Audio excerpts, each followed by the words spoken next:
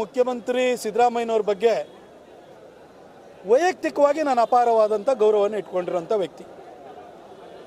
ಒಂದು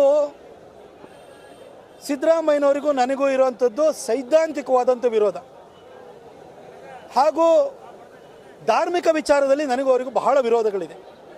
ಕಳೆದ 10 ವರ್ಷಗಳಿಂದ ಹಳೆ ಮೈಸೂರು ಭಾಗದಲ್ಲಿ ಸೈದ್ಧಾಂತಿಕ ವಿಚಾರ ಬಂದಾಗ, ಧಾರ್ಮಿಕವಾದ ವಿಚಾರ ಬಂದಾಗ ನಾನು ಸಿದ್ದರಾಮಯ್ಯನವರ ವಿರುದ್ಧ ನಾನು ಖಡಾಖಂಡಿತವಾಗಿ ನಿಂತಿದ್ದೀನಿ, ವಿರೋಧಿಸಿದ್ದೀನಿ.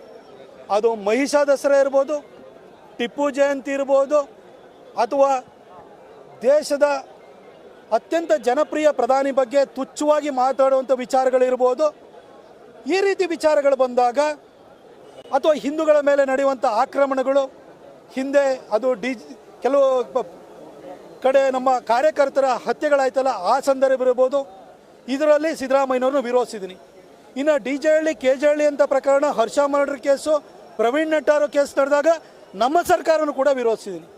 ಹಾಗಾಗಿ ನಂದೇನಿದ್ರೂ ಕೂಡ ಸಿದ್ದರಾಮಯ್ಯನವರು ಅಥವಾ ಯಾರೇ ಆಗಲಿ, ನಂದು ಸೈದ್ಧಾಂತಿಕವಾಗಿ ಮತ್ತು ಧಾರ್ಮಿಕವಾಗಿ ಕೆಲವು ಅವರ ನಿಲುವುಗಳ ಬಗ್ಗೆ ನನ್ನ ವಿರೋಧ ಇತ್ತು.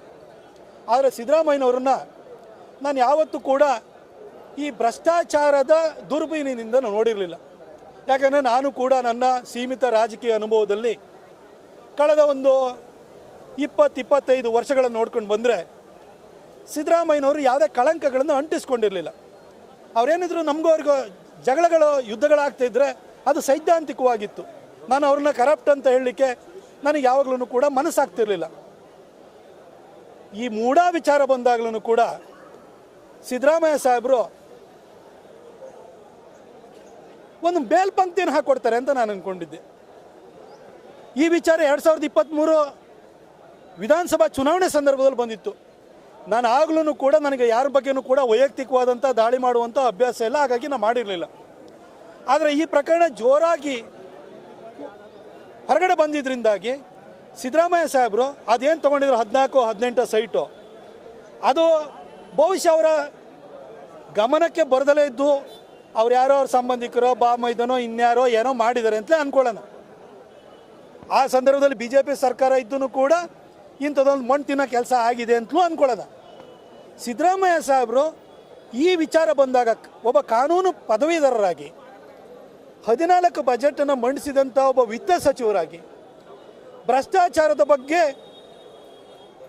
ಬಳ್ಳಾರಿಗೆ ಪಾದಯಾತ್ರೆಯನ್ನು ಕೈಗೊಂಡು ಭ್ರಷ್ಟಾಚಾರದ ಬಗ್ಗೆ ಓತಪ್ರೋತವಾಗಿ ಮಾತನಾಡಿದಂತಹ ಒಬ್ಬ ವ್ಯಕ್ತಿಯಾಗಿ ಆ ಸೈಟ್ಗಳನ್ನು ಸರೆಂಡರ್ ಮಾಡಿ, ಇದು ಕಣ್ತಪ್ಪಿಂದಲೇ ಆಗಿರ್ಬೋದು.